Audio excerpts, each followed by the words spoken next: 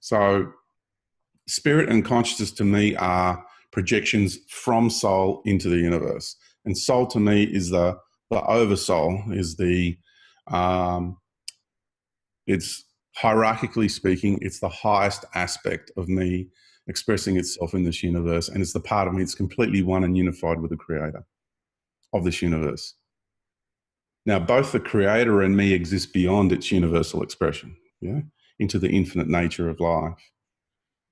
And I know I've gone off on a big tangent, but it seems to be the flow of energy. So we'll go into the infinite nature of life.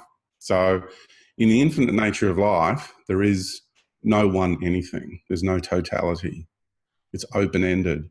So I've never been created, which was the statement I had to make when I was taken to the Vatican. I had it out with 4 senior officials in the Vatican in regards to their God, because they're monitoring me and everything I do. So I get picked up in a UFO craft. They've got their own fleet. And I get taken there in a meeting, and we were in a small little, theatre room. It was quite dim, not too much light in there, funny enough. And there was 2 that were dressed in robes. They looked like cardinals. And then there was 2 that were in suits, no, senior officials. Because you have the public pope, then you have the black pope, and then you have another layer of control in the Vatican behind that.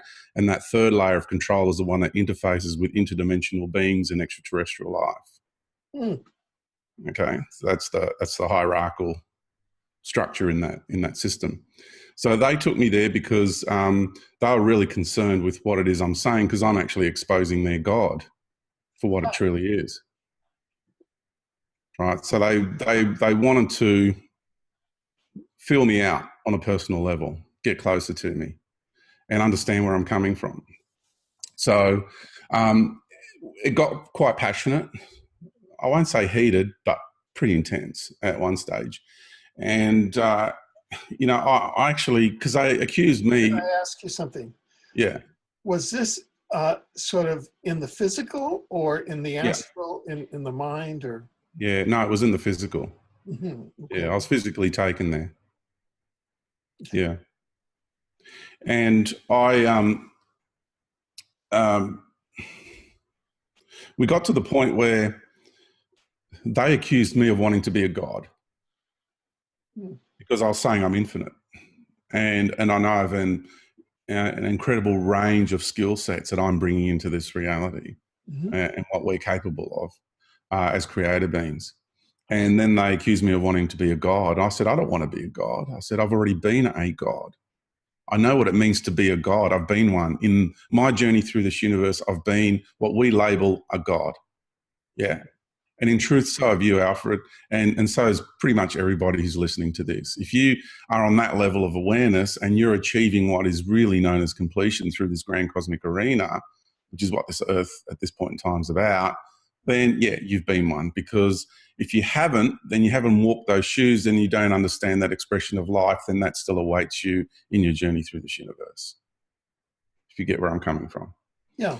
So, because I did say before, there are those of us who have been in this universe for a really long time, and we're pretty done. We've exhausted all possibilities and outcomes, all expressions of light, and it's time to exit the cosmic arena. It's like a graduation sort of process, but for me, I call it completion. That's what it feels like. And there's so many of us that are tired. We're spiritually tired. We know it. This isn't just George on some weird sort of fantasy and tangent on his own. I get people from all over the world communicating with me who are fully in the same vibrational field of realization and knowing thyself as I am. We know this about ourselves, yeah? And it's not because they're hearing what I'm saying. Yeah, it's not because George told them. It's because most of them have known this throughout their lives, but they never actually found somebody out there expressing it in the way that they've felt throughout their life. And I'm actually articulating and languaging what they have felt throughout their life, whereas all this other doctrine and dogma and all these modalities out there, we're really close, a lot of them, but not quite there. But I seem to be closer for these people who understand this about themselves. And I'm not saying I've got it all. Please, I'm not claiming that. But from my direct experience, there's a lot going on, you know, with the understanding of what's really taking place in this world.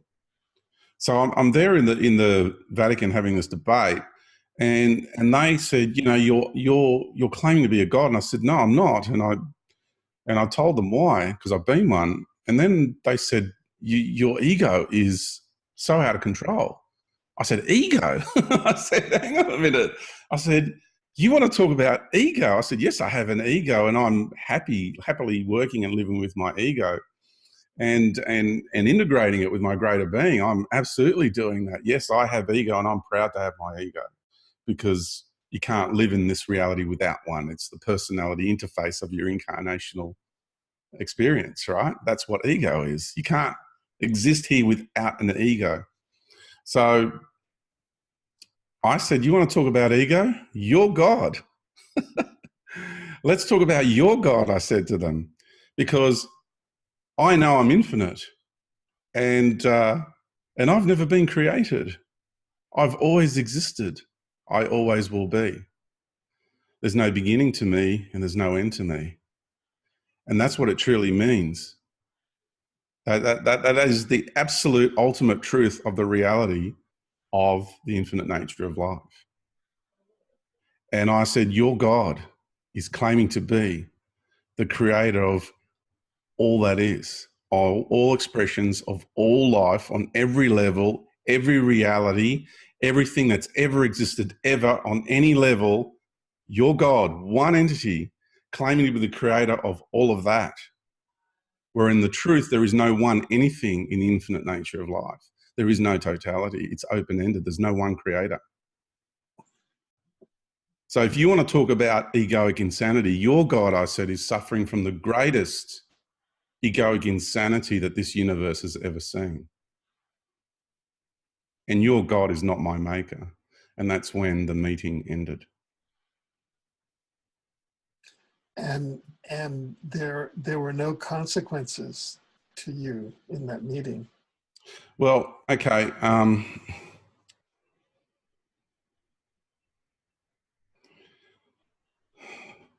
There's been attempts on my life on a number of occasions. Yeah. I've had direct threats, even from within a very senior member within the military industrial complex. And let me explain something. Let me explain why I'm still here. Okay. I have an agreement with my mother planet on a soul level to be incarnate on her body.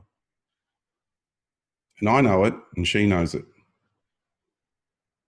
And that level of law, that level of agreement, is functioning on levels of reality that are so deep that all these other energies and entities up here on the more shallower levels of reality, functioning there, firing intentions from their, not only their earthly ego constructs, but also their cosmic ego constructs.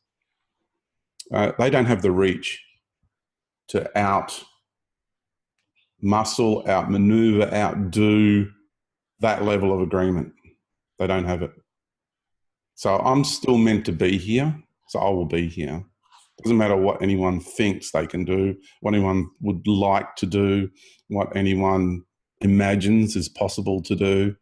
They can't do it. You know, I'm not going to get into today into individual experiences of attempts on my life, because there's been several. Right. Yeah. And I can go into some of those, but I don't feel it's going to be appropriate to do it now. But I mean, there could have been positive consequences from that meeting. They could have had a realization and been transformed as well. Well, that is the case in two of them. Yeah, in two of them, that is the case. Because they came up against something that, you know, they really were convinced that the power that they're functioning from, the level of power they're functioning from, the level of capability and abilities that they thought they had, to be able to sequester me, apprehend me, and have me exactly where they want me, and then to go to make that final move, and then for me to just step into my power in that moment where I was just able to totally diffuse everything they were doing to me, and for me to just stand up and just speak to them with pure love and intention, freak them out. Like that, you know, I don't know how to find the languaging to express how they felt, because I was feeling what they were feeling inside of themselves in that moment, because to do what I did, I was also very connected to them.